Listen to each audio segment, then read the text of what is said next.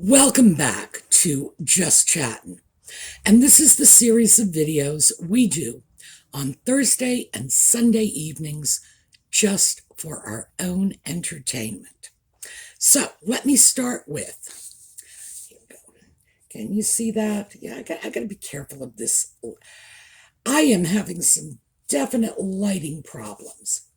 This is Courtiers, and the print is in gold, so that's why the light is playing havoc with it. Now, I just got this in the mail yesterday. One of our viewers, Dulcie Brookfield, sent it to me from the UK. Thank you, Dulcie. And by the way, if you like the idea of getting into this book, in the comments, remember to thank Dulcie. I tried to pay her for it, but she said no, and she should have said yes, because, in fact, I just found out that Audible will not even have this book until 2023. So if I didn't get it from her, I wasn't getting it. So anyway, thank you, Dulcie.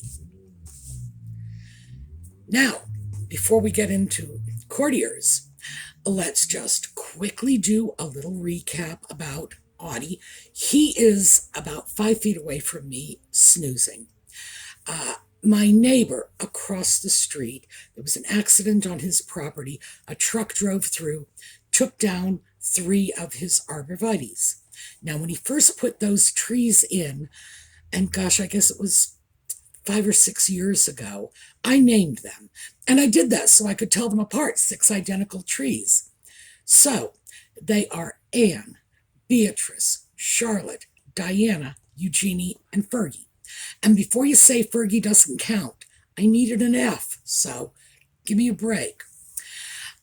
Diana, Fergie, and Eugenie are the ones who were taken down. Eugenie is down for the count. I don't think there's any going back for her. But Diana and Fergie might be salvageable. So here's a picture. Now, you can see the mess, but for Audie, this is like Kitty Wonderland. There is a large hole in the ground where the root ball for Eugenie used to be, and he just crawls in there and rolls around, and he's been having a terrific time. I went over to haul him out of there when my neighbor was coming home from work, and he said, yeah, no, he's been over here for a couple of days now. He's just having fun. So that's what Audie has been up to. Also, he found his tennis ball this morning. Now, I have no idea where he had stashed it, but he hadn't been playing with it for a while, so obviously he lost it. He found it. He was playing with that again. He does not do well with toys. He likes the idea of toys, but he hasn't quite caught the concept. Colleen Stavers sent him one of those little kitty tunnels. It's fabric on a little wire aperture, and, you know, the kitty crawls in and plays, except Audie wore it like a dress. He stuck his body through, got his front paws out one end, his back paws out the other, and walked around like that for 2 days. I eventually had to take it away from him. I was afraid he was going to hurt himself. And of course, I didn't let him go outside like that. I mean, you know, the other cats will laugh at him. But yeah, he doesn't really have the whole toy thing down. So I'm glad he found his tennis ball. He usually just tries to kill it, but to each his own. That's his idea of fun.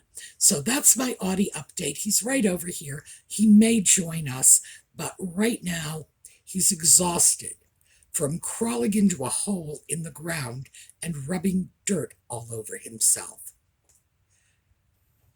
I'm telling you, I have the naughtiest cat in the world. All right, when we come back, we are going to take a look at Courtiers.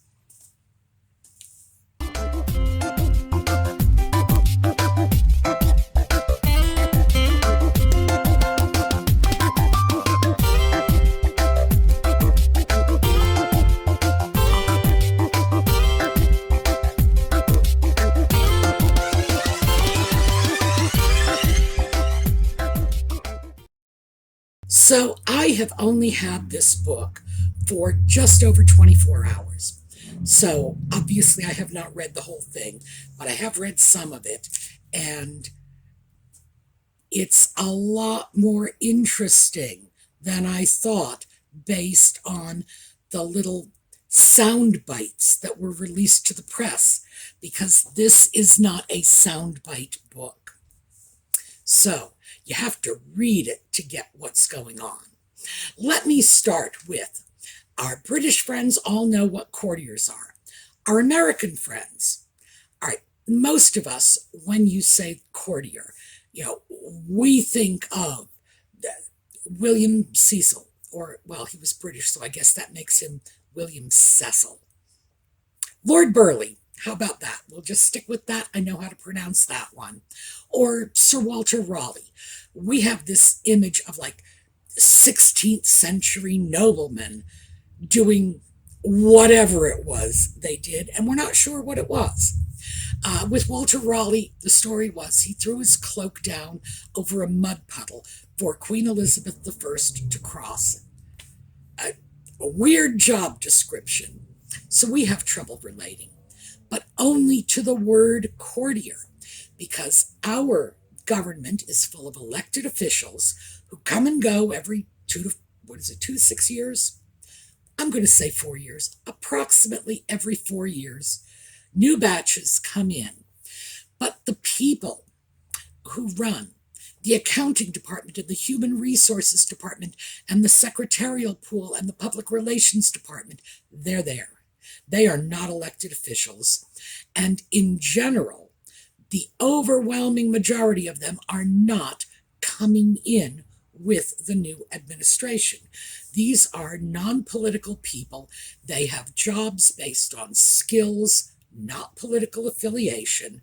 So, the head of personnel might vote Republican like all her life. If a Democrat comes in, it doesn't mean she's going to lose her job, because these are people who are employed by virtue of their skills, and in many, if not most cases, they are protected by a state or federal employees union.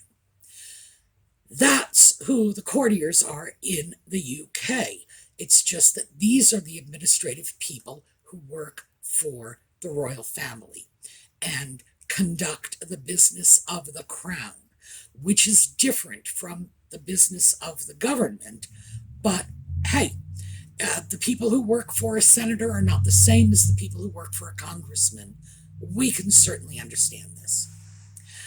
So, having thrown that out, and that's like my haiku translation of courtier for a non-British audience, these are the turners of the wheels, the people who get the mail out, who get the checks processed, who make sure that the restrooms are clean, that the building is accessible, etc., etc. Whole broad range of stuff they're responsible for. Now, in the case of Nutmeg and Ginger, it was mostly public relations and communications, and certainly things like, event planning. There were problems, and even though I haven't read the whole book, I've read enough to see problems, in that Nutmeg had this rather flexible notion of the job descriptions of her employees. And she felt that if they worked for her, they did what she said, regardless of what their job title was. So certainly we're already starting to see in this book that there were some issues about lines being crossed inappropriately. The sort of thing that would send an American worker off to the HR department with a complaint, because apparently it was a lot more egregious than just telling the secretary to make her a cup of coffee. However, that's not what we're here to discuss today, because one of the things that I discovered, and it could only be obtained from the staff, is a bit of the background in terms of what exactly Nutmeg meant when she went on the Oprah interview and said the palace was supposed to protect me and they didn't. Fascinating what her definition of protection was.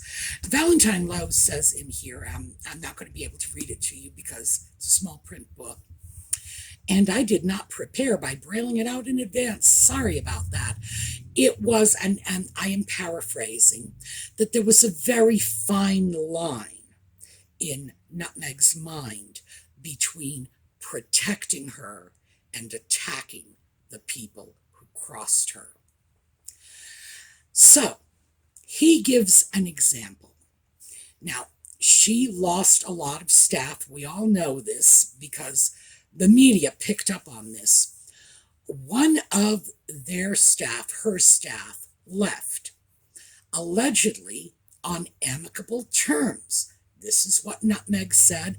The woman was bound by a non-disclosure agreement, so she didn't get any say in the matter at all.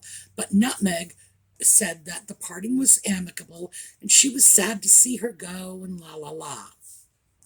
And then the press began speculating. Now, the employee, as I said, non-disclosure agreement, she can't say anything. So she was not talking to the press. The press was merely speculating. So then Nutmeg, who is very thin-skinned when it comes to any sort of criticism, goes back to her staff and says, I want you to issue a press release detailing all of these criticisms I have of that woman's work. Needless to say, the staff's response was, yeah. Because, for starters, petty, spiteful, vindictive doesn't even come close. This is an utterly horrifying response, given the fact that the former employee had done nothing, just left the job, got on with her life. Third parties, the press, were speculating.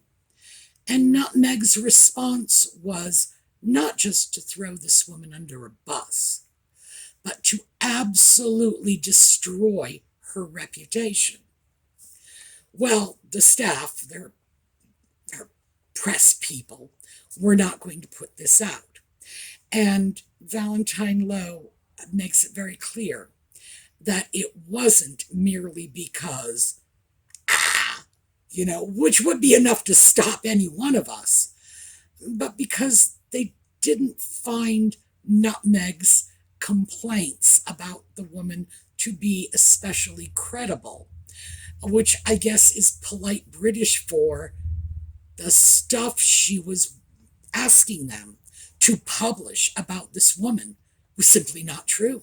She's just making stuff up, just slamming the woman because Nutmeg was angry that the press were speculating about why the woman left. So, in her mind, that justified attacking the woman's reputation.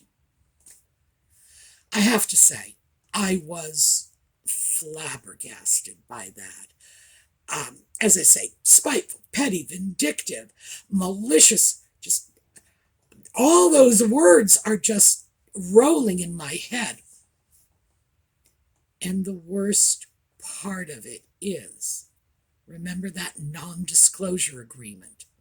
If Nutmeg had issued a public statement condemning this woman, the woman would have had no recourse.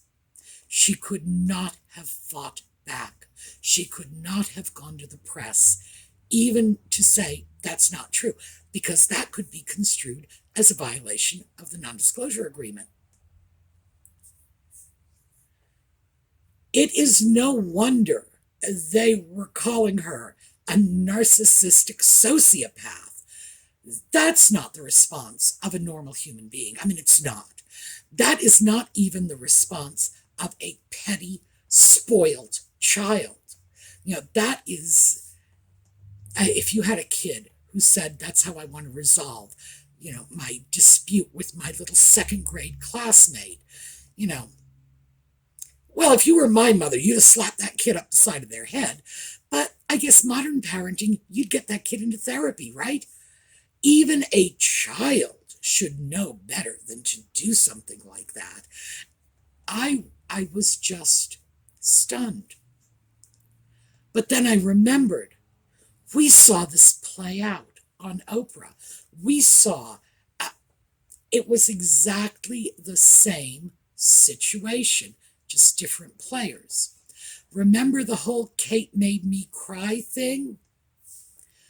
Well, Valentine Lowe gets into what Nutmeg's original position was with her staff vis-a-vis the expected response, because when the rumors, and so I'm going to have to backtrack here, the rumors about Nutmeg making Catherine cry came out around the time of the wedding, and they mostly sourced back, at least this is as far as I can tell, and I did look into this carefully because I did not want to bring out something on these videos that was nothing but rumor. So I checked it back as far as I could. The rumors apparently started from the people who worked for the dressmakers. So it wasn't palace staff, it wasn't any of the firm or the men in gray or whatever you want to call these courtiers. It was third parties, the dressmakers. Apparently, the story was that Nutmeg wanted Charlotte to wear shoes without socks, something Charlotte, who was 3 years old, was not used to. I'm Team Charlotte on that. I was raised to put a pair of socks on your feet before you put your shoes on, and to this day, I am still sock bound in that respect. So I sympathize with poor little Charlotte. Also, Catherine thought the dresses were too short and might, inappropriately show the child's booty. I mean, what could you say about a 3-year-old? The little tap pants or whatever she had on under there. Nevertheless, the little 3-year-old is a royal princess of Great Britain, and therefore, I'm not going to say her underwear has to be treated like a national shrine, but it would be inappropriate. It would probably be inappropriate for any child, although most of us would dismiss it if we caught a glimpse of baby underpants. Kids fall, they pull up their skirts, they do amazing stuff. But Catherine would have preferred the skirt be a little longer. She felt it was a bit too short. And you have that and the shoe issue. And also, there was a great deal of talk of Nutmeg openly favoring Jessica Mulrooney's daughter, Ivy, who was also a bridesmaid, and making unfavorable comparisons between Charlotte and Ivy. So apparently there were a lot of issues there. One can only assume that Nutmeg was very angry that the Queen insisted Charlotte be a little bridesmaid, flower girl, whatever, a little participant in the wedding. That Nutmeg didn't like being told what to do at her own wedding, and she clearly has no trouble lashing out at third parties, as we saw from that poor employee who, thanks to bureaucratic inefficiency, was not publicly trashed. Anyway, when that story came out, what Nutmeg wanted was a denial of the story. She never made Catherine cry. She insisted no such incident took place. That was it. It wasn't, Kate made me cry. No, nothing of the sort ever happened. That was her opening position. But, of course, she didn't get it because the PR people, what they did was They explained the Streisand effect to her. Now, I don't know if they use that term. Streisand's an American, they're British. Maybe they have their own version. Let me quickly explain the Streisand effect.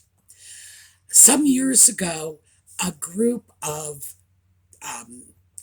academics were photographing the California coastline to document erosion along the coastline. One of the pictures showed Barbra Streisand's home. Now, there were thousands of pictures. They were documenting the entire coastline of California, which is very long. So Streisand got her lawyers and sued to get that picture removed. Well, here's the problem. The picture had been on file for, I think, like 2 years before she brought the suit. And in 2 years, that particular picture had been requested 6 times. 6 times. 2 of those times were by Streisand's own legal team. So only 4 people had ever even looked at the picture in the previous years that it had been on file. As soon as she brought the suit, thousands of people, like bang, they were just asking for that picture again and again and again. The Streisand effect. If you keep your mouth shut, nobody will ever notice. But if you call attention to it, you're making a mountain out of a molehill. You are doing the very thing you're hoping to avoid, which is creating more exposure. So, the palace staff tried to persuade her that by issuing any kind of statement, all she would be doing would be furthering this snowballing, nutmeg made cake cry story in the press. Ignore it and it'll just drift away. Apparently she held on to that one for 2 years. And then the Oprah interview, she pulls that one out of her pocket.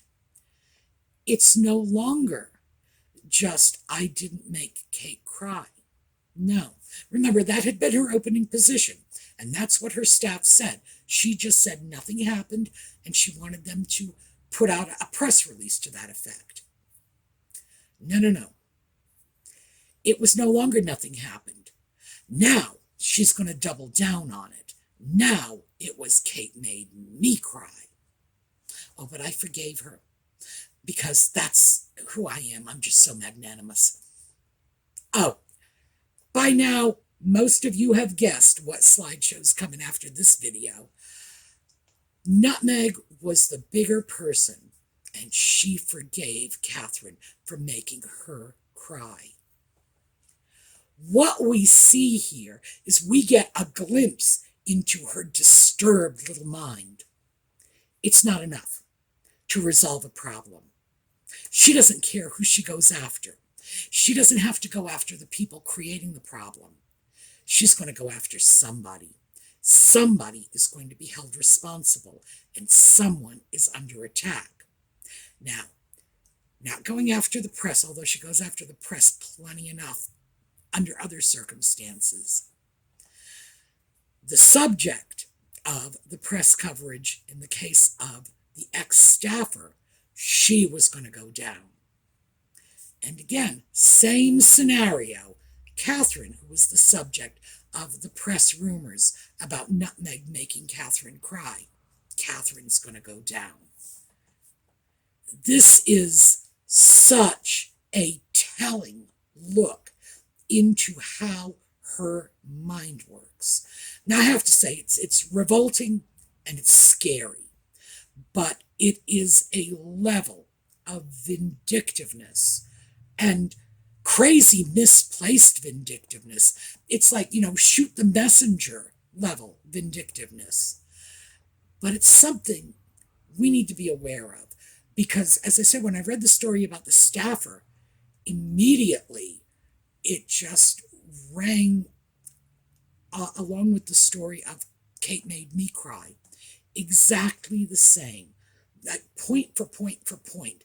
Someone is involved, the press speculates, and she's going to trash the person who was involved in this, even though they had nothing to do with going public.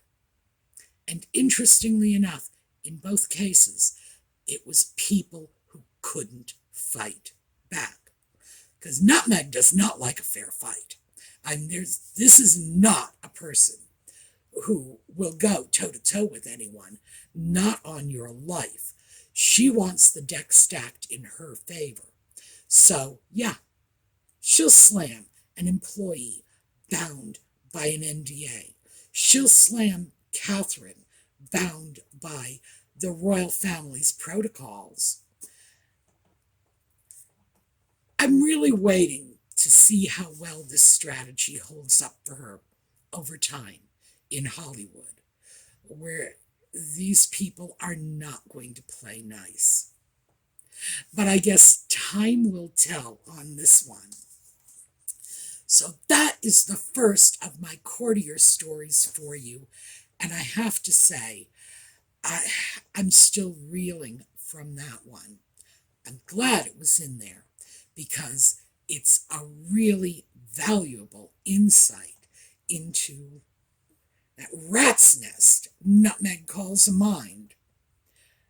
But it's disturbing. And the thing is, the more that's coming out, the worse this woman is looking. So if I could sit her down and give her a piece of advice, mind you, she wouldn't take it because, as we all know, she's the smartest person in the room. The advice I would give her is to shut her mouth. If she is just quiet, people will leave her alone. But the more she yaps, the more people are going to find the ammunition behind her crazy stories. They're going to take it out. They're going to throw it out in the public sphere. And we are going to know what's really going on. So, good for Valentine Lowe. I am going to continue on with the book and see what other gems we can find. But I can tell you already, it's not going to be quickie sound bites. It's going to be more in-depth stuff. But I also have to say, the staff, these are the people who know the full backstory. Nutmeg knows, but, who knows what her truth is one day to the next. But otherwise, it's the people who were dealing with her day in, day out, and cleaning up her dirty little messes. So, I think we have a lot more to gain from this book. Thank you, Dulcie. All right, we are going to take a look at a slideshow on the way out. You already know what it is. Now I'm just going to have to caption it. I will see you all next time. That'll be on Thursday. In the meantime, have a terrific day.